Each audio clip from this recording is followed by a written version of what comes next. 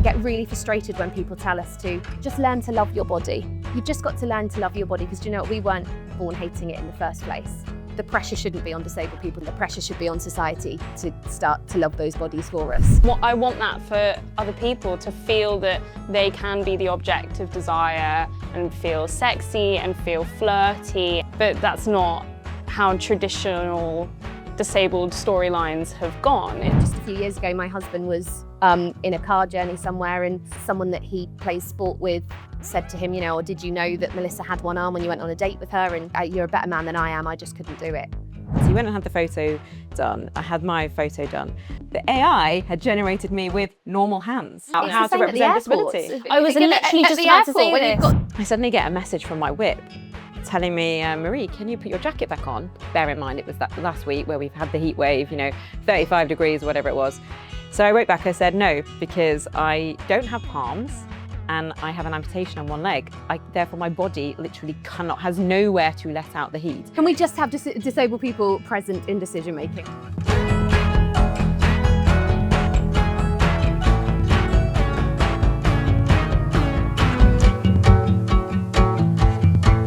This month is Disability Pride Month, so it is fantastic to be joined on the Tidballzy sofa with the Bridgerton actress Gracie McGonigal and the phenomenal Melissa Johns, star of Grantchester, Coronation Street and The Interceptor. The three topics of the Disability Pride are visibility, intersectionality and leadership, and I'm hoping over the course of the next hour on the Tidballzy sofa we will get a chance to cover all three. So welcome, it's so lovely to have you both with me. I'm a huge fan and it's very, very exciting indeed. I've been really passionate about representation and visibility of disabled people on screens, I think since I was about 10 years old. And I wrote to EastEnders and I said, can you please do a storyline about a disabled person? Because I was absolutely obsessed with watching that soap. And I got a letter back from the BBC with the kind of Thames River like heading on there and everything. And they basically said it was just going to be too much work. It was going to be too involved to have a disabled character storyline. Which, looking back, is quite surprising, because they've now done brilliant work, and you both are at the heart of raising the profile of disability on our screens, particularly limb difference. So it's really fab to have you here. Melissa, why is the representation of disabled people on our screens just so important? I've been asked that question so many times, Marie, for so many years, and I still don't know if I've got the answer right, because how do you explain in a sentence what it's like to see yourself or something similar to you, or a shared lived experience when you've grown up not seeing it? How do you just put that into words for people that don't know what that's like, for anybody that's not necessarily from an underrepresented group, for people who maybe see their body shape reflected on TV? It's so hard to explain the isolation that you feel when you grow up not seeing it. And so Disability History Month is incredibly important for so many reasons, but just the fact that we get to be at the heart of the conversation for just a little bit. And I hope that that little bit grows and it gets bigger and bigger. And I do think it's getting bigger and bigger. I think we are getting more visibility than we have ever got, but now is not the time to get complacent. The worry is that when things are going well, we can take our foot off the accelerator a little bit, and that's when things just start to drop. So I don't think we should be patting ourselves on the back yet. I think amazing things are happening in terms of visibility, the work that you're doing, the work that so many people are doing to make sure that our voices are heard. But my gosh, we've got a long way to go. So we've got to keep that foot down on the accelerator, haven't we? We absolutely do. And not least because I want to not be confused with the couple of people that we have got on our screens. I was at a tube stop only a few months after getting elected, and this person stopped me and they said, I love you from Gardener's World. And they thought I was Sue Kent. She is incredible. She's amazing. Have you ever had a massage? I know it sounds weird. Have you ever had a massage by Sue? I haven't. Sue's massage. I know. Sorry. Sue does but she massages people with her feet, and I mean, there's nothing like it. There you go. I mean, she would love our Meadow Fresh kind of outfits and setting today. But yeah, no, so it's really interesting that people just think that you are all the same. You're the same disabled person. I think the more we can have a proliferation of brilliant, talented disabled people on our screens, the better. And Gracie, what was so wonderful about your role in Bridgerton and your love interest with the dashing footman John, who we all have a soft spot for, was that your disability was never mentioned. What was that like to star in such a high profile program with a visible limb difference, but it not to be talked about? Well, it was certainly not what I was expecting. I think I was expecting to have to tell everyone, either on set or off of set in the world, who I am and what I do, and try and plead my case for having the job that I had in the show, being a woman working with her hands. You know, in that time period, I think a lot of people were like, oh, how's she going to do it? Is that accurate? But of course it is accurate, because disabled people have worked We didn't and just lived. suddenly come along. We didn't just come along in the 90s. Or, Didn't come along in the 90s or within, you know, a 2026 TV show. Like they don't exist for the first time in that scenario.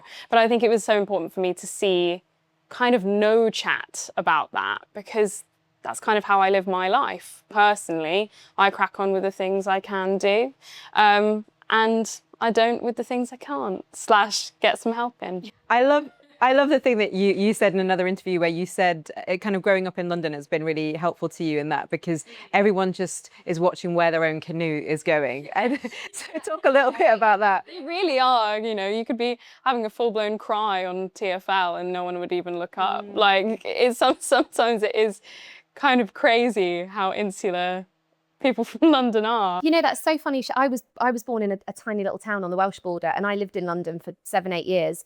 And I used to say, and I wouldn't characterize it like this now, but I think this shows how much language changes. I used to say, when I'm in London, I don't feel disabled in the way that people look at me. Now, I wouldn't say it like that anymore, because I don't carry shame around the word disabled. Yes. But, you know, 15 years ago, maybe I did. But I just think it's so interesting that I would feel so much more self-conscious. That's what I meant, self-conscious. Yeah. In my tiny little town, and people never understood it. They were like, there's so many people in London. And that's exactly it, isn't it? Everyone is just in their lane, that they don't really care. Like anonymity of it all. Yeah. Well, I grew up in the town that I now represent, Penistone, and actually, interestingly, there's something about people growing up in Penistone with limb difference wanting to be performers and in the public eye, because one of my friends, Pete Selwood, you may well know, who's a comedian, and he and I grew up and went to the same school. He's quite a few years younger than me, but both of us have limb difference, and both of us have gone on to, you know, do things in the public eye, albeit in very, very different ways. But maybe that is because we were quite unusual in that circumstance, and maybe it was that kind of fighting to make sure that people could understand how to respond to our disability and talk about it, and we kind of forced ourselves to talk about it. Pete talks about it on stage all the time. I obviously talk about it a lot in my job in Parliament, which is a great privilege to do. So maybe some of the visibility is actually just about starting that conversation, because we felt so hidden and suppressed as a group of people throughout history for so long. Yeah, absolutely. I think the thing that I find really interesting with what you've just said, when there is such lack of visibility, it's interesting that so many of us actually weirdly do choose to go into jobs where there is a bit of a spotlight. And I do wonder whether that's because there's such a lack of a spotlight, that as you're growing up and you get it, you know, as a child, my mum used to tell me that when I was first born, she'd walk through the town and everybody knew that Sarah Johns' baby was born with one arm. Everybody knew it. And so they used to cross the street and they would say, oh, can we have a look at it? Can we have a look at it? And it was just so they could pull the blanket back to have a look at my arm. And so if you grow up receiving that sort of attention, and actually it's only in hindsight that I go, that's not nice attention, but you don't know that as a child. As a child, you're called special and brave, and you almost seek it. You seek it further. You go into life being like, but aren't I special and aren't I brave? Because that's what everybody told me. And it's a real, you know, I know we're going to go on to this, and we're certainly going to go on to it later in the event, but the amount of mental health that is therefore attached to it. Yeah. I think that is the bit that when it comes to this visibility, we just need to start seeing beyond what we see visually. I mean, I just said to Gracie now, people so often will say, oh, you really need to meet Gracie because she's also got one arm. And I'm like, I probably could also do with meeting Gracie because I reckon she's a right laugh. Yeah, you know, I'd hope that the only thing that we, you know, thankfully we've sat on this sofa and we've talked about lots of things. We haven't just sort of gone, oh, hello, look, we've both got one arm. But it's just, I think if we can just try to push ourselves as a society to go one step further now and go, okay, we know there are disabled people out there. We know that there are people out there that weren't born with bodies that conform to the norm. What's our next step? Can we like challenge our language a little bit? Can we think outside the box? Is it useful to say, well, you should meet Gracie because she's got one arm? Or actually, could you say, do you know what? The actress Gracie, who has probably come up against as many barriers as you've probably got some things that would be useful to talk about. Yeah. That's kind of got a bit more weight to it, hasn't it? Than you two should be bezies. You got one arm. And probably some organisations that you've come in touch with that I don't know about, and all these things, because I don't know, when you grow up, I guess, quite isolated, and maybe it's not isolated, but thinking you're the only person like yourself within a community, the only disabled in the village, you don't always get access to these things because people don't tell you when you don't have that automatic community of people who are like-minded or similar. And I think one of the things that made your storyline in Bridgerton so poignant to me is the scarcity of disabled women, particularly having healthy relationships, being portrayed anywhere, in books, on screen, in soaps. And what would that have meant for you growing up to have seen disabled women having happy, healthy relationships being portrayed more regularly? I mean, it's just huge, isn't it? Like, the fact that we didn't have that is so sad. But I really just want that for other people to feel that they can be the object of desire and feel sexy and feel flirty and feel all those levels that we do feel that all the time. But that's not how traditional disabled storylines have gone. It's hardship, it's barriers.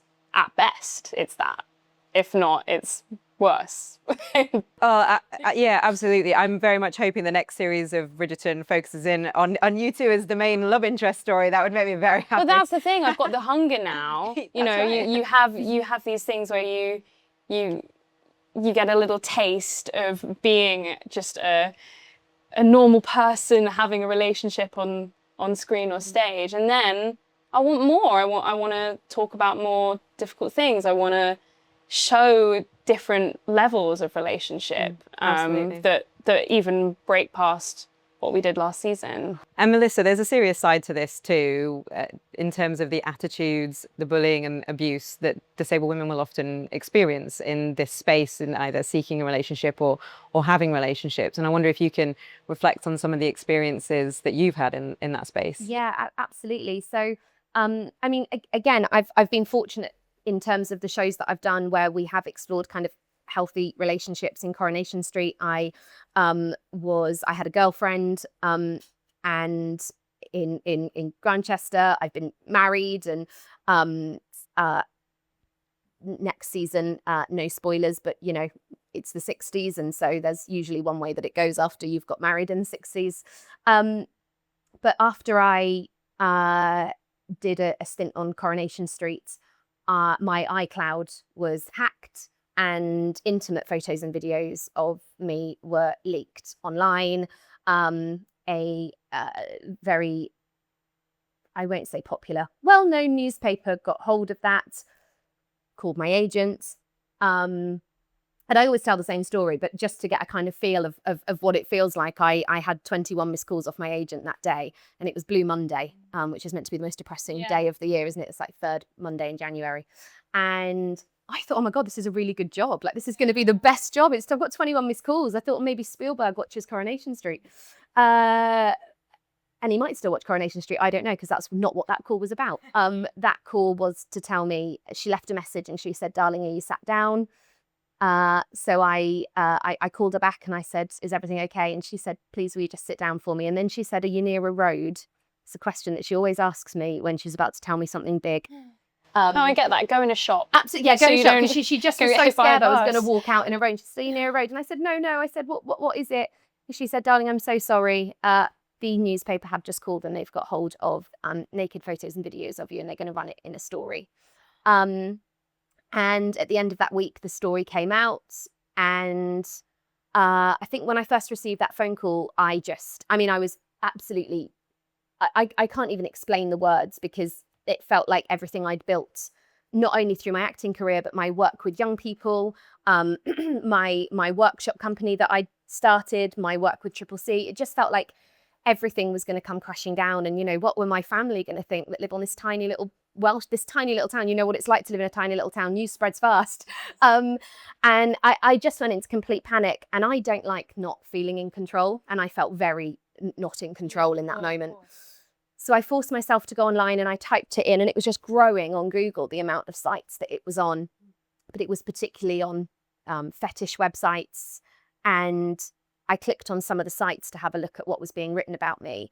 And never in my life, I mean, look, we all know what it's like to be bullied, don't we? We've all been called 1,000,001 names. It's not that you get used to it, but you expect it. But I have never read anything like I read that day. My body as a disabled woman had been completely ripped apart with the words and views of other people. And I just thought, oh, I can't stand this. You know, this isn't just happening to women in the public eye. This is happening to young girls all over the shop, actually. Yeah. And so I called my agent back and I said, right, I think we've got to do something about this. So we ended up releasing a major story on it ourselves, which was basically me saying, do you know what, if this goes into any way of dismantling what people think about sex and bodies that don't conform to the norm, then so be it. Like, if you go on and look, I can't stop you from doing that. I physically can't. Those photos, those videos, they're classed as public property now. There's nothing I can do about them.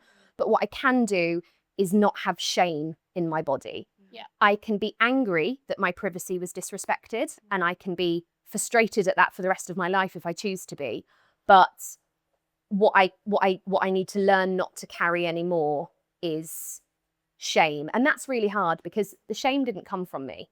None of us on this sofa were born hating our bodies. No one comes out of the womb going, God, I don't really know if I like my limb difference, so I don't really know if that doesn't happen.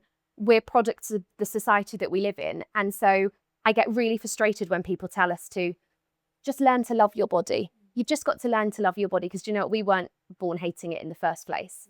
So I think, again, leading back to visibility, one of these sort of strong pillars of Disability History Month, let's start realizing that actually the pressure shouldn't be on disabled people to learn to love their bodies again. The pressure should be on society to start to love those bodies for us, so that we shouldn't feel the pressure to. Absolutely. I talked about the anorexia that I had as a teenager, because I had learned from society to hate my body, that it was different, that it could never be wanted or yearned for in the way that other women's bodies could be.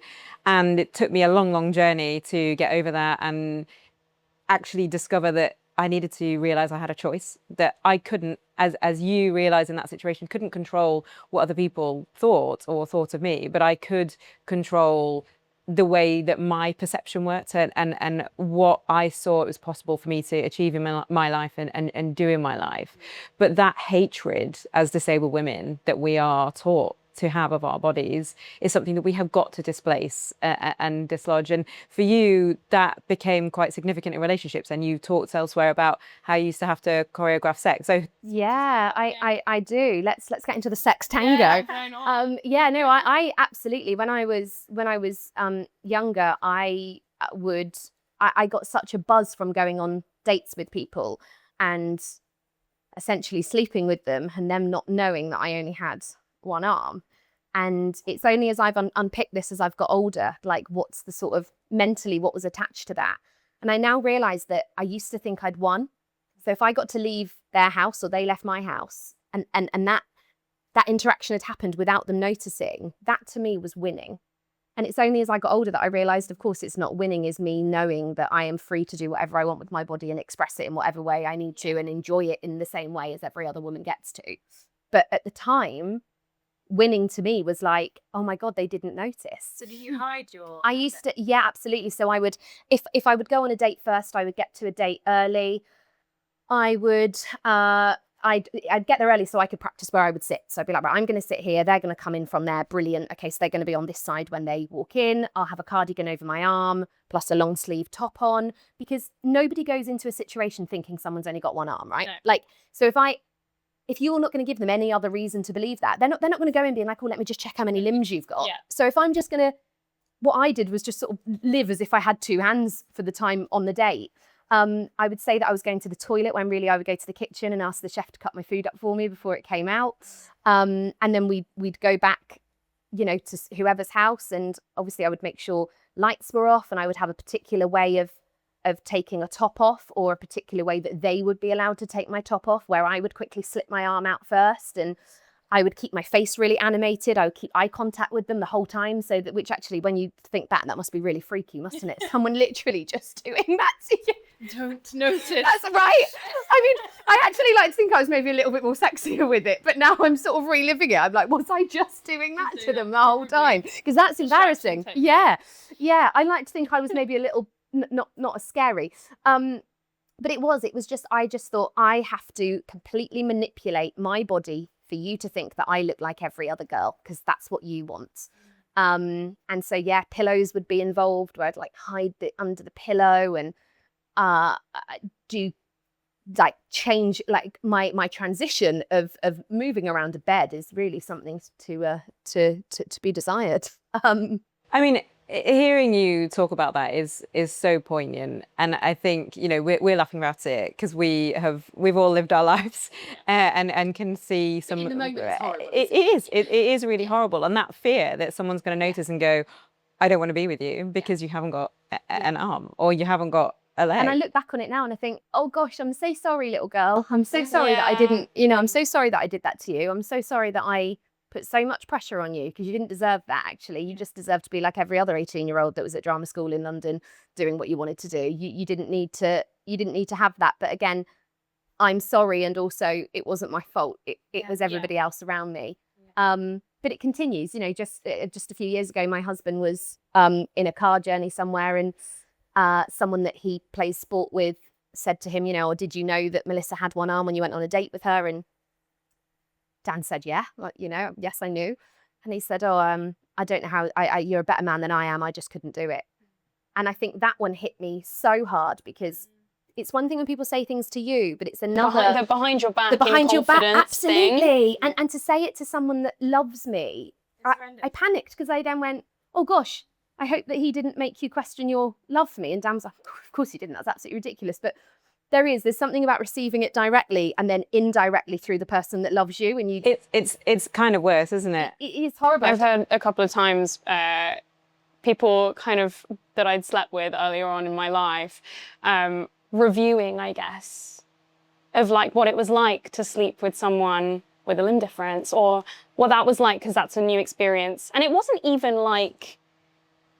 bad, but just like the knowledge, suddenly you remember that other people have free will to say whatever they want and perceive you however they want to perceive. I had a good conversation with another actor with a limb difference, Nadia Albina, when I just started out acting, and she was like, just so you know, like, if you want to wear a prosthetic, that's cool, but everyone knows. Yeah. Like, you don't have to cover up. You don't have to cover up. You don't need to do what I did, which is like wear a prosthetic for my drama school showcase and invite, you know, and invite casting people and agents and kind of hope that they buy it. Because with all the they're not going to buy it. They're not going to buy it, are they? I mean, you know. And there were probably people that you slept with in that time period of your life. They saw, they knew. Yeah. But I was locked in my own head. Yes. They were part of the dance. They were part of the dance. They saw and they went, cool, okay, that's what we're doing now. Yeah. But it's those bad experiences, aren't it, that just tarnish everything else. I remember I was going out with somebody at a different university, and I got to know them through a friend of mine. And very, very similar situation to the one that you shared, where I discovered secondhand through another set of friends, and I'd seen this guy like a few times, that he was on the rugby team, and the rugby boys had just absolutely ripped the piss out of him for like being with me. That's and I a just shame, remember rugby's a good sport. Yeah, like nice rugby. blokes They're normally. gentlemen. I know. That is disappointing. But I just remember, like, the absolute heartbreak of that sensation of that shame, sort of third hand through another group of people, which is why it's so important. We talked about at the beginning, like, why does visibility matter? And it matters because the proliferation of disabled people, disabled women on our screens, you guys being these phenomenal actors, expressing the range of emotions and experiences in life, means that people go, so what? It's not an issue anymore. And it means that young people growing up, when they're developing their perception of self and body image, go, so what? There are these incredible women acting, doing these amazing things for disability advocacy, and they are at the heart of what we need to be doing to change attitudes. And Gracie, you touched then on whether or not the choice to cover your limb up when you started your acting career. One of the themes of the Disability Pride Month is intersectionality. Can you talk a bit about how your relationship with your disability has changed from being young, and how you went to acting jobs and auditions and things with your disability when you were growing up? Because you started acting when you were 6. Yeah, I mean, I think many actors start pretty early because you just like it, don't you? But I'm sure it feeds into kind of what you were saying earlier about everyone calling me very special and brilliant when I was very young, and sort of looking for that. And actually I was a very confident child, I think, for that reason. You know, I had a lot of things to say. I was shy about my body, and actually my parents kind of put me into acting only like, not professionally at that age, but to kind of get me to become, I don't know, more well-rounded and a better speaker and all of those kind of things. But yeah, it's been with me this whole time. I wore a prosthetic a lot as a child. I think Oh, did you? Yeah, I did. And then I gave up for a bit. Was that because of your parents? Or? Well, it was because of, I think, NHS guidance at the time. I don't know what it is now. I don't know if it's changed, but it was, make sure she's wearing it. You know, it's on us, it's the NHS. But it's better to have the option, you know, for her to get older and maybe want to wear a prosthetic and feel like then she can't, or it's cumbersome or whatever. So whenever I put on a prosthetic, the good news is now is that it does just go on and I can crack on with my day, and I didn't have to do any learning. I also did a lot of work early doors with the tech for the bionic stuff now. So when I got my bionic arm as an adult, I just could do everything, which is useful because I did a lot of kind of training for that as a child. But, you know, I wore my prosthetic arm and I got to school and I took it off and I put it in my bag, or I put it on a table, or I left it in the lunchroom. And, you know, we'd always have someone at school like running around like, Gracie's left her arm in this, miss, do you know what I mean? And then I'd have to come pick it up, and I'd leave it at school and then I'd have to go back after hours and pick it up. It was always just so cumbersome. Like I didn't feel 100% good in it. And I think then they sort of got a lot more realistic, and the trend was to have this like silicone skin vibe. And Skinergy. I've got some of that on my official leg. Yeah, I've got Skinergy. Yeah, I don't look like Bart Simpson anymore. So in the old days, do you remember that? The prosthetic limbs were yellow, weren't they? Yeah. They were Simpson yellow. Yeah, I know. Imagine being a POC person trying to get a hold of your Simpson yellow arm. I often thought, you know, how did they ever make it so? And that again is the lack of representation and intersectionality, isn't it? Definition there is exactly that. You know, how do you match skin tones? How do you? But yeah, they were awful. I used to have to. I was not to brag, but one of the first people to have one of the ones that had buttons on the inside. Ooh. I mean, this is 1994. Oh, okay. Fancy. So I would wriggle my arm about on the inside and the buttons would press and the fingers would do this. But you had no idea how to do it. So if I would just do that and they would just do this. So it'd take, if I wanted to do like that, that would take me 10 minutes to get into that position, because it was just real luck of the draw. When I'd be like, stop, there, that's the one. And I used to have a wire that used to go up my school shirt, and it would wrap around my belly like 10 times, and then the battery pack would clip onto the side of my skull. It's not. And it ran out of battery one day, and I said to my teacher, I was in year 2, and I said, please, can I take my arm off and charge it up? And she panicked. She said, no, Melissa, no, leave it on, please. What can we do? I tell you what, we'll sit you over there. And she sat me next to a plug socket and she charged me up like an iPhone. And everybody else was like, on with their day. I remember it so clearly. Elmer the elephant, which is actually incredibly topical, the fact that it was about this elephant that wanted to look like everybody else but was multicoloured. Yeah. They were all sat on the mat having reading time, and I was just over in the corner like this, charging yourself. my arm that I couldn't really use anyway. And Gracie, I mean, I can empathise entirely. I was initially told to wear prosthetic limbs, and I wouldn't wear them on my hands because I actually have way more dexterity without. Yeah. So I just stopped. And you talked a bit earlier about you don't know what the guidance is now. We're actually going to meet all the 6 big lost limb difference charities later in Parliament, which we're all very excited about. And one of the things we've all been working on together is some recommendations around that. And ultimately, I think where we've all landed is it should be the individual's choice, right? Yes. It should be up to them what they feel comfortable with, when they feel comfortable in life. And that changes throughout life. And one of the things that I think is really interesting that I've heard you speak about before, and you talked a bit at the start about, you know, being told to use your arm to slightly cover up, to fit in. But there's the opposite, isn't there? Is where we're seeing non-disabled actors playing parts of disabled people. So tell me your thoughts on that. Oh, I'm not a fan of that. No, me neither. Yeah, it's an interesting one, that, because people, if you have a celebrity in, it seems to be fine, doesn't it? Where they can just... Well, it's the best of getting an Oscar, isn't it? Yeah. If you play a disabled person. It's genuinely... If you're a non-disabled person playing a disabled part, it's your quick fire way to an Oscar. I'd like more disabled people to just get Oscars. Right? Wouldn't that be nice? Imagine if we played non-disabled people and that was our way. Like, yeah, wow, they did that. They were so normal that we... Okay, so that's so if you were to play any kind of woman of note, able-bodied, this is something I feel disabled, so passionately about. What would you play to get your Oscar for? Oh, I don't know. Someone really cool, like Marilyn Monroe. I love that. You'd go real old school and go, Nice. like that's someone very with glam. I don't know, something that feels really glam and also one-arm glam. I love that. Yeah, but it's sad, isn't it? Because we are in the era of biopic, and we're in the era of like we can't play any of them. We can't play any of them. It's so annoying. Because we never existed. Well, we did exist, but because we didn't exist in the public eye, no one's writing stories about us or writing films about us, so we can't play any of the people. The audiences, they're loving true crime, biopics, things that feel real and true. And it's like, well, you know, I've just managed to chisel my way into fantasy. And what am I going to do? Like, when I found out that Frida Kahlo had one leg, that was a game changer. I'm set. If I need another career, you're ready to get those eyebrows on. I'm there for the Frida Kahlo part. Yes.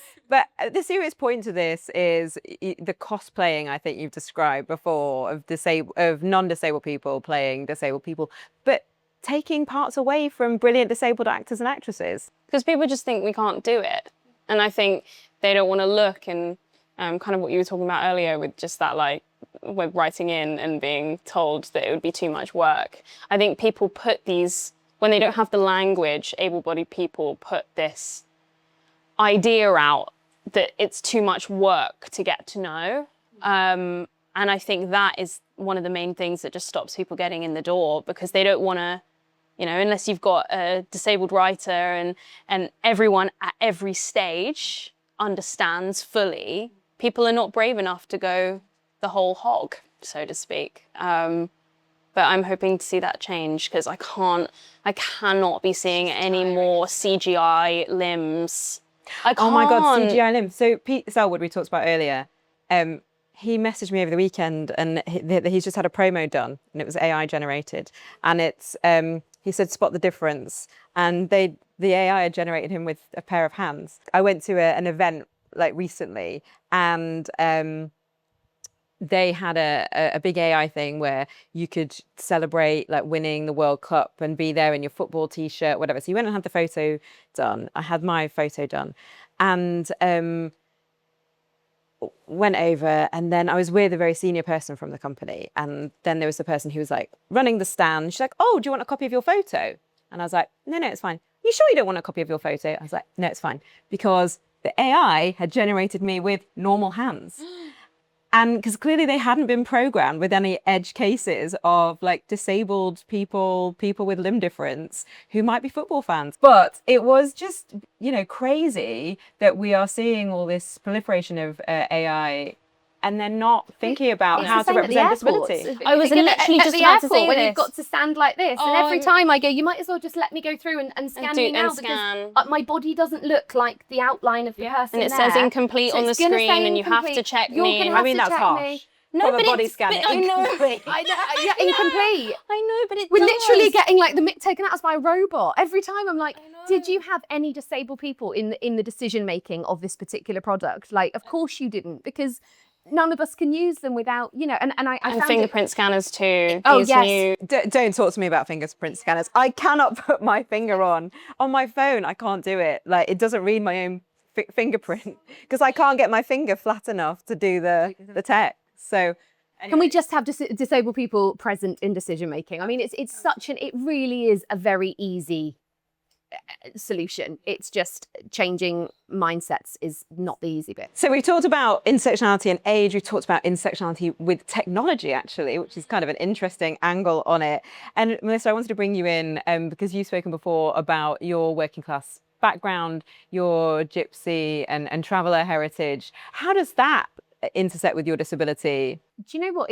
I sort of didn't. I never understood how they linked or if there was anything particularly interesting about them for years. And then I realised that it's because how do you know if something's interesting when it's all you've ever known?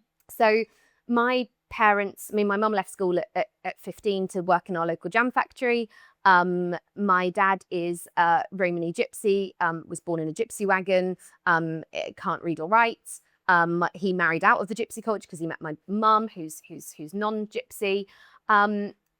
But yeah, very, very working class background. All of my family worked in the jam factory. They actually had really high hopes of me because if you worked in the offices, so I had like family that were on the jam line or the juice line. It was just jam and just juice and Robertson's jam. That's what they made. But if you worked in the offices, like you were pretty high up. Yeah. Or the reception. And I remember I was about 13 and I overheard my mum say one day, she said, I just know Anne Melissa, she's going to be in the offices because she got such a good telephone voice. Honestly. And I remember at 13 thinking, she thinks I'm good enough to work in the offices. Like, this is great. And then I jacked it all in to be an actor. What a letdown.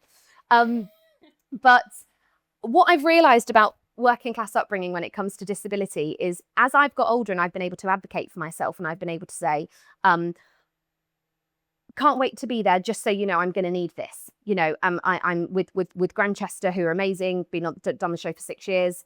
My brother, who's my support worker, would come away with me. He would, and so I would let a job know straight away. There's a chance that if I'm staying overnight, my support worker, my brother often, or somebody else will be with me. And I remember my mum one day saying, you've got to be careful. I said, got to be careful with what? And she said, well, you're just asking for things, aren't you? And you know, we've got to be careful because they might take the job away from you. And that, I think, is a working class feeling. That's something that I think... The deference, the overstepping a line. Don't overstep the line. Don't ask for too much because you've got to be grateful for where you're at. And I said, but Mum, two things can be true. I can be incredibly grateful for where I'm at. And I said, it's not equality. I said, equality would be that everybody's allowed somebody with them on set for the day. Isn't that fun? So, but not everybody needs somebody. I said, you know, trying to explain to working class parents what equity is very difficult. But I said, we're trying to live in a world where people just get what it is they need in order to be at the same level as everybody else. And people will need different things. So I think, I do think that that's a big one. It's, they don't maybe understand the celebration of being different because I think they were so desperate to go, you're the same as everybody else. You're the same as everybody else. You can do the same as everybody else. And actually what I've learned as I've got older is I'm so glad that they pushed me to do the same as everybody else. But I'm not the same as everybody else. And actually, I'm okay celebrating that. Well, we first met because of my campaign, Maternable, which brings us on to the next strand of intersectionality, disability and maternity. What was the experience like for you as a disabled mother, and what change do we need to see? Yeah, I think, oh gosh, there's so much, isn't there? How do you sum it up? But of course, there is huge changes that need to be made for pregnant, disabled people that are awaiting having a child. There has to be, because I think the minute you enter, the difficulty is that it's all great to live in this social model world as a disabled person, but when you're pregnant, you are in the medical world. You change from this, everything is access. We know how to use good language. You enter straight into the medical world, and therefore you enter into the medical model. And so straight away, the way that I speak about myself, the way that I quite confidently ask for what I need changes, because the medical setting expect me to change, not the world around me. And I think that's where, if we're looking at a sort of like umbrella of ask, it's about what are the small tweaks that our maternity systems can do to make sure that disabled pregnant people are getting exactly what it is they need. As a mum, that's when it's really changed for me. Because actually, and this is why I'm so excited to be part of the campaign, is that for me, there were a few things that needed to be better, but I really did get the care and so I know it works. That's what I'm excited to be able to offer, is going, they did this with me. And I think that if that one hospital could do it, but it shouldn't be a postcode lottery, should it? If I can receive it at Wythenshawe Hospital in Manchester, everybody should be able to receive that. But my big one is motherhood. I have, I'm 36, and in 36 years, yes, I've had lots and lots of challenges, but somehow you find a way to say, as you said earlier, yes, I can do that. No, I can't do that. I need help with that. I thought motherhood was just going to be another challenge that we just find ways. Motherhood has stopped me in my tracks more than anything in my entire life yet. I'm just working on an organisation at the moment called the Accessible Parenting Network, which is essentially a group of disabled parents that will come together in Manchester, hopefully be replicated around the UK, but where we'll work directly with brands and things like baby classes. I go to baby classes that are not accessible for me to take part in. Car seats where you've got to clip 4 clips into the Oh my God, I hate one. those. Oh my God. I have literally had to. Breastfeeding bras. Breastfeeding bras. Who can do those? Exactly. Just whap them out. And the bottom line is, people don't, the organisations that make these brands don't make them accessible for disabled people, because God forbid we're having sex and having children. So and one of my taglines in the organisation is, I'm not expecting you to make anything for me. But let me tell you, if you make it so I can use it, every single parent in the entire UK will benefit. Because if I can use it with one hand, everybody gets to have an easier life. So when I was pregnant with my little girl, a friend of mine sent me some magnetic baby grows from America. And I wish I'd known about them like much earlier on and got a load of them, because actually as a parent, when you're bleary-eyed, 3 a.m. in the morning, getting up, who wants to do those bloody poppers? I know. Rather than just a nice little magnetic baby. They're really are. expensive. I mean, like someone sent me a link to them and they were £30. They're really per expensive. baby grow. We need some UK manufacturers to some make magnets them. in, people. Yeah, and just make it the norm. Yeah, absolutely. And we know assistive fashion is actually worth about 400 billion around the world. Around the world. The trajectory for it is massive, isn't it? It's huge. Yeah. Well, we've got a growing aging population, so if people aren't disabled already, they're going to be, because they're going to live longer. Pre-disabled. Everybody. I love that. But for you, Gracie, I mean, both of us have kind of been through this journey. It's not one that you've embarked on.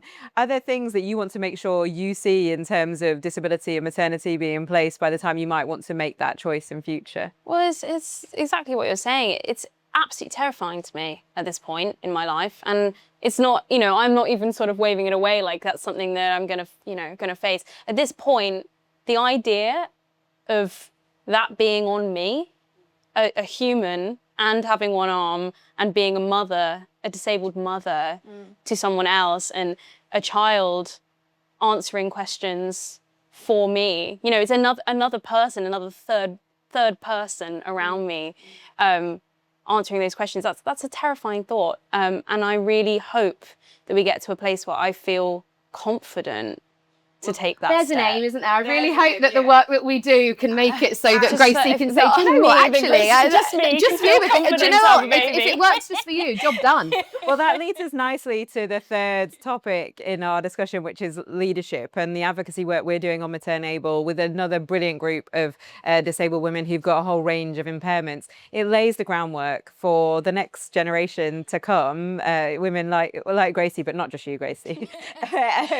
And Gracie and others. One of the things that we've kind of reached the conclusion on is we want to see more disabled women recruited as midwives and in the profession, but we want to see disability midwives in every ICB. But crucially, we've also said we want to see disability passports. And that's something that you have done a phenomenal job, and this is where the leadership bit comes in, doing work around disability passports in the broadcast industry. I did a piece of work for the Creative Diversity Network a few years ago on how we can increase the inclusion of disabled people in broadcast TV and recommended those passports. But you've taken this, you're doing an incredible job through your organisation, Tidballzy and Dank. So tell us a bit about those two organisations and the work that you've been doing and the role of those disability passports in the broadcast industry. Yeah, so Tidballzy is an organisation that I'm a co-artistic director of alongside Shirley Houston, who is another disabled actor. Shirley's most known for being on Coronation Street. I think she was the first ever wheelchair user to be on Coronation Street in a sort of the longest running kind of character.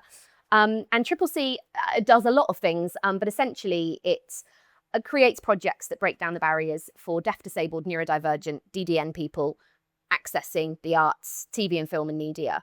And one of the things that we've worked with other brilliant organisations like DDP TV, Deaf and Disabled People in TV, we're sort of all working together to make sure that production companies, theatres, anybody that employs a disabled creative, deaf, disabled or neurodivergent creative understands an access rider. Because they all understand riders. They all know that they've had actors on before that have said, when I get into my trailer, I'd really like the blue M&Ms. I mean, I don't know if that does actually exist. It's just a, wow. It's what we do. Yeah. Yeah, the blue ones have got loads of E numbers in, haven't they, I think? Yeah, the idea of an access rider, which can absolutely and should be replicated into maternity, is that it's a document written by the person. So for instance, mine would say, hello, I'm Melissa Johns, really excited to be on the show. I was born without my right arm, so I usually say that I've got one arm or a limb difference. Straight away, it's come from me. You know what terminology I use. There's no awkwardness around it. I break mine down into departments, so hair and makeup, just so you know. If you're going to do me with a massive updo and it's meant to be a show that's really realistic, I can't do that updo. Yeah. So please do something creatively that I would be able to do. Costume speaks for itself. Here are the fastenings I can do. Here are the fastenings I can't do. The runners, the amazing runners. I'm really sorry I can't cut my food up. If you're able to help me with my food at lunchtime, I'd be really grateful. But all of that is just in one document. It gets passed over. No one needs to memorize it. They can ask me questions, but it just sets the tone for it is perfectly okay for me to ask you for some help, and it's perfectly acceptable for you to ask me what you need to do. There's no awkwardness. I'm so fed up with hiding behind awkwardness. I've been on so many shows where people have gone, we just didn't want to ask because we didn't want to offend you. I've gone, the reason why you think I would be offended by that is because you think that I'm so ashamed of being disabled. That's where that comes from. I'm not going to get offended because it's my body. Imagine if I was offended by my own body now at 36, like I'd be tiring. So it's just an access rider is just a great way to go, here is a document that says exactly what it is I need. You don't have to memorize it. You can go back to it. It can be tweaked. It can change. And it's just all in one place. And if I need to add something to it, I can. And I had something similar. I told you when I was about to have Ottilie, my little girl, they sort of did a version of this. We did it back and forth. I had a disability midwife, which I'd never heard of before. We talked about this. Yeah, we did. That's what we're asking for. Yeah. We're like, oh, so this is what I mean about Wythenshawe. We know it can happen because there are certain places doing it, but postcode lottery shouldn't happen. But this disability midwife just talked me through some questions. I told her what I needed. I said, look, for the C-section, I need my husband to be able to stay in with me. If I'm in for 5 nights, I need him there because with one arm and no core, I cannot pick my baby up. Yeah. So unless you've got the money on the NHS to give me a one-to-one nurse that can stay with me that entire time, I need my husband there. So all of those things they put on there, and actually, do you know what? Out of 10 things, I imagine I would have got 9 of them, which is, let's strive for 10, but still, that's great. Yeah, I think there's access riders, access passports. They should be used in every workplace, regardless of the industry. And you won a BAFTA Craft TV Special Award for all the work that you've done. And again, that leadership paves the way for people like Gracie. Gracie, what are the kind of access support and things, reasonable adjustment that you need on the set when you're on a show? Well, I mean, it's similar to a lot of the things that you've mentioned there, that thanks for doing the work, because it exists for me, so thanks. But yeah, being able to go in and be like, hey, like, here's the character I'm playing. Here are the things that I can and can't do within that world. You know, like on Bridgerton, for example, playing a maid, you know, I probably wouldn't have fancy schmancy different length sleeves, but if we could find a way to sew a sleeve up so I'm, you know, we're giving the illusion of someone that works with their hands all the time. You know, that's what I do in my life. I'll either tailor something for a special occasion, or I'll hike up that sleeve or do a little hairband trick, you know. But it's that kind of thing, being able to write in, say what I need. But I feel firmly that this should be for all people. I work with a lot of people who either don't know they're disabled, who have recently found out they're disabled, or people who don't have visible disabilities that didn't even know they could ask for the things that they need like that. And it is exactly that thing you're talking about, being like, oh, I don't know, like, feels a lot. I've not even shown up on the set yet, and I'm already asking for stuff. They're going to think I'm horrible, you know. And that's not what it is. It's equity. How has it been being on a set of such a high-profile show like Bridgerton? The responses of the other actors on that set to your disability? I mean, great.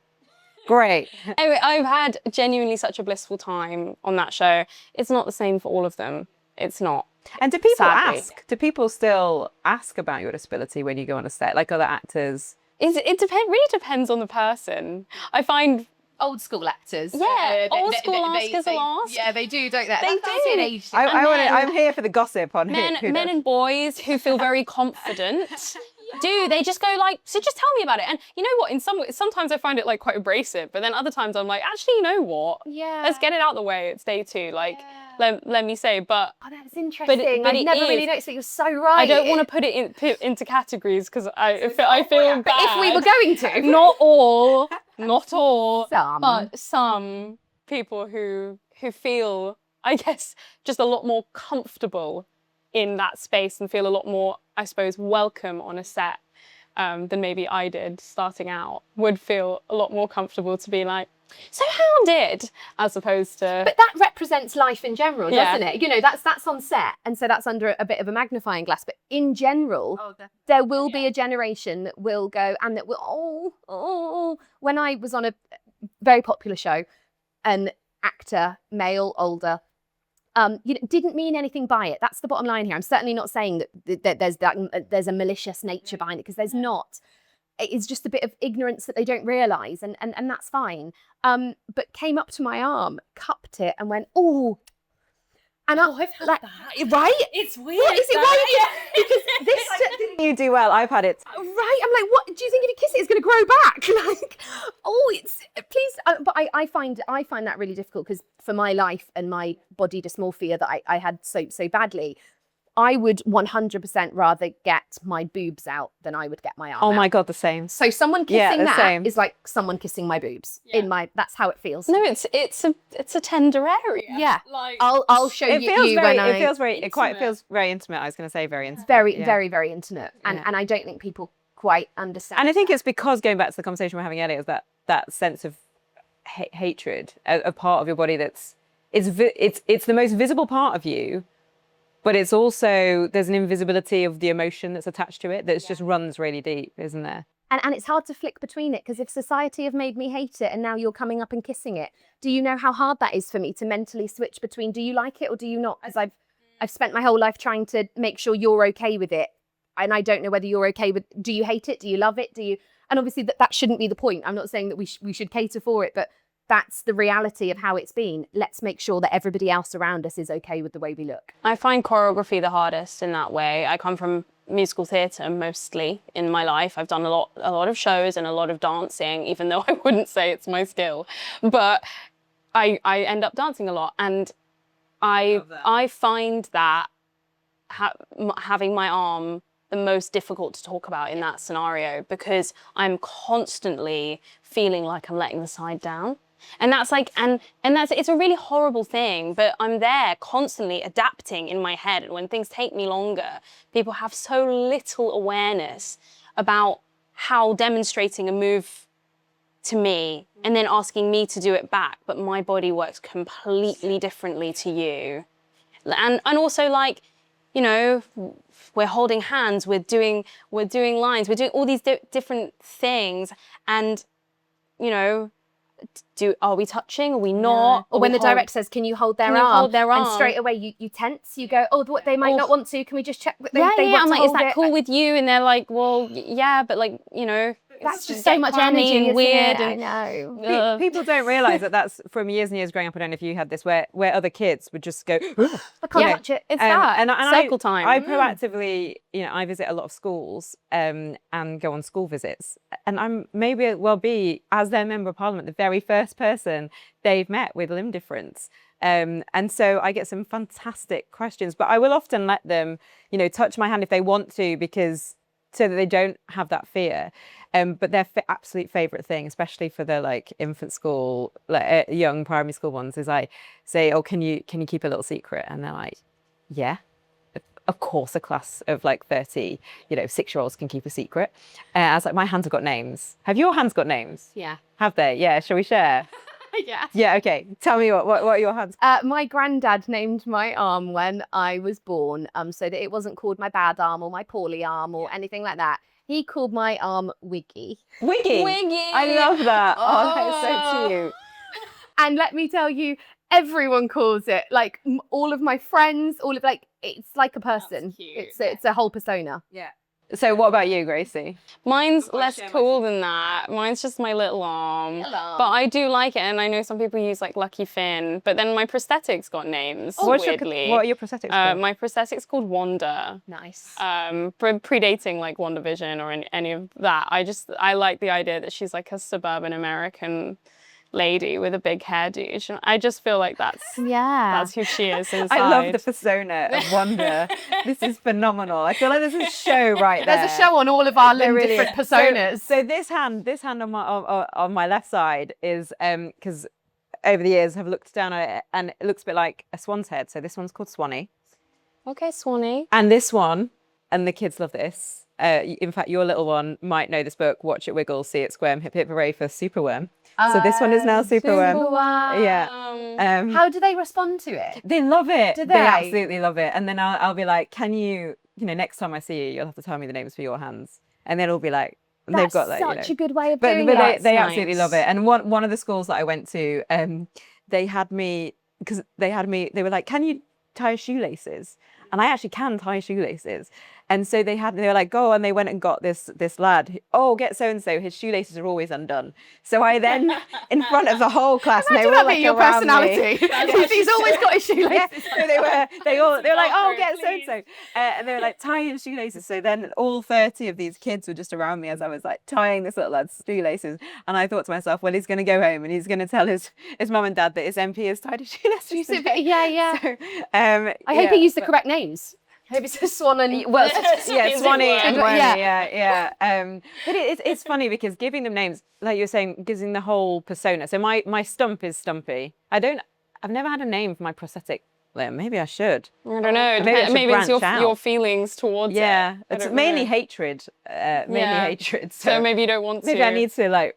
Diffuse Maybe that channel with that a into a name. name. Yeah. I don't know what that could be. The Fonz, maybe. I don't know. Something cool. Someone who's wronged you at some point in your life. No, I don't know. Well, I think definitely cool. I'm loving the Wanda vibes. I'm going to have to work out an alternative. And I think it's so refreshing to have the chance to sit down and have conversations with brilliant women like you. Because often when we haven't been in a room together and we haven't shared that space together and talked about those shared experiences, actually you just realise that there is so many of us who have had similar lived experience, and us coming together means that we can kind of go, oh, well, actually, this is not that uncommon. What are we going to do now? And I know one of the things that we've tried to weave through this episode is really thinking about the experience of disabled women who have maybe similar disabilities to us, but maybe not. But also, one of the things that is never spoken about is disabled women and periods and period products. And we've talked about what's needed in the maternity space, but how do you guys like experience those sorts of things? Like, are there other products out there that we need to be saying to manufacturers, to producers, to the healthcare sector? You need to be making these things more accessible for us. Gracie? I mean, applicator tampons for me is the demon. I guess you could just buy non-applicator, which I do. But I'm there in a toilet cubicle feeling very frustrated and ashamed, trying to... Yeah. So I remember being probably probably maybe even a little bit younger than you, but when I just had my last surgery right at the start of my 20s, and being like, I want to be able to, I love swimming. It's the only sport I can do. And I want to be able to go swimming when I have my period. And I can't because I can't use a tampon. And so I spoke to Remap. So Remap are a great charity organisation that will develop Recently products. heard of them. They're fantastic. Yeah, they're really great. And they also have a lot of retired male engineers that do their work for them. So I remember being about 22 and saying to my occupational therapist, is there anything out there for tampon applicators? And she somehow surfaced this like article from the 1980s that was this like very weird, awkward, it basically looked like a rocket launcher that you could attach to a toilet seat. And then she like put me in touch with this like retired male engineer to discuss how he could actualize this rocket launcher. And there was a bit of my soul that just died. So you'd essentially sit on the rocket? You sit on the rocket. I think it's possibly what I don't know. I feel a bit afraid. That's the only thing I can think we could do with it. Yeah, it was very weird. And I was so embarrassed because the thought of having to discuss developing a tampon applicator with this like older male like engineer just filled me with absolute dread. So I kind of feel like Gen Zers, we need you to put pressure on the period pants. I'm a 100% period pant user unless I'm swimming. But also mainly because, you know, limb difference is one of them, because the amount of times I have got like sanitary towels stuck on me, I'm like, oh my God, trying to open them, and then like Wiggy's just got a sanitary towel on him. His are him as well, which is interesting. But actually more so the fact that there are so many chemicals in those things that I don't really need between my legs. No, and they are saturated in them. So I'm like, when I'm a big found period out about pan. lead in the tampons. Yeah, not good. So we need safer period products that are more accessible. Is the main and I'd thing. say a period pant is a good one, but they are. We need a swimming solution though. We do. Yeah. Swimming solution, and also. I know they've started coming up with those. I've seen some like Modi Body adverts around. I've not personally where it like tried keeps them. It's TBC. I don't know the science. I'm gonna buy one and look into it. But yeah, period pants that feel less like you're wearing a nappy would also be That'd great. be nice, wouldn't it? Yeah. That's what I'm dealing with at the moment. That's cool, but. And these things may seem insignificant, but we're all doing roles in the public eye where you have to be on fleek, turned out, look the part, feel the part, you know, and the mentality of feeling the part is often the most important thing. Yeah, when I'm on stage wearing a nappy-like pair of pants. in the heat as well. In the It's heat, horrible. putting tights on the top, you can see the outline through the skirt. I don't have control over my costumes. Oh my God, don't talk to me about the heat. I was in the chamber last week, right? And I was PPSing, so I was supporting one of the Secretaries of State who was doing the debate that was happening in the chamber. And I was on and off in that whole afternoon. I was sat there for about 4 hours or so. And the seats in the chamber, the famous green leather seats, are quite uncomfortable. So I only can sit on them in two ways. I either have to sit right forward like this so that my feet are on the ground. So I was wearing this one dress and it had some slits up the side, but it was like covered shoulders and things at the top. And I'd been sat there 2 hours and I was like, my legs were killing me, because the only other way that I can sit there is if I sit right back and I put my feet on the back of the bench in front of me. But I couldn't do that because you would have seen my artificial legs. So I couldn't do that in the dress. So I quickly went out for a break, switched my outfit. And you have to have your shoulders covered in the chamber. But the outfit I had covered my shoulders, it was fine. They don't care about cleavages, but as long as your shoulders are covered. Came back out, sat there, I'm listening to the debate, listening to the Secretary of State. I suddenly get a message from my whip telling me, Marie, can you put your jacket back on? Bear in mind, it was that last week where we've had the heat wave, 35 degrees or whatever it was. Because the speaker, the deputy speaker that was in the chair at that time said, could I put my jacket back on because my shoulders were uncovered? So I wrote back, I said, no, because I don't have palms and I have an amputation on one leg. Therefore, my body literally has nowhere to let out the heat. So unless you want me to faint in the chamber, I can't. And anyway, the dress that I had on is, my shoulders were covered. And it's just a crazy situation. And it's one of those ways in which Parliament and so many of the staff and so many people working in Parliament are so thoughtful and so kind and so supportive. But it was just one of those moments you just think this place makes you feel so excluded. And if I don't stand up to that The responsibility has kind of been put on you to have to do that because who else is going to do it? And to just say no. But, they could have admonished me via the chair. They could have, verbally said something to me, or they could have written to my office to say that I hadn't been dressed appropriately in the chamber. And we've got to change that convention because there are so many, now women in Parliament, lots of whom are of an age to be going through perimenopause, menopause, some of whom have been pregnant recently. You're in a space that is very, very hot. Really feel for a lot of the men too who are having to wear suit jackets. And yes, looking smart in this job is important. I feel a great responsibility. But being healthy, able to function and not pass out is got to be the most important thing, hasn't it? It really does. But it's only by being in the roles that we're all in, and we have the privilege as a result of all the hard work that we've done to be in those roles that we get to be the change makers. And it really has been incredibly moving, uplifting, joyful being with you two change makers today. So thank you so much for joining me as part of our Tidballzy podcast. I really appreciate it. And I am very much looking forward to lots more acts of resistance together going forward. Thank you very much. Thank you.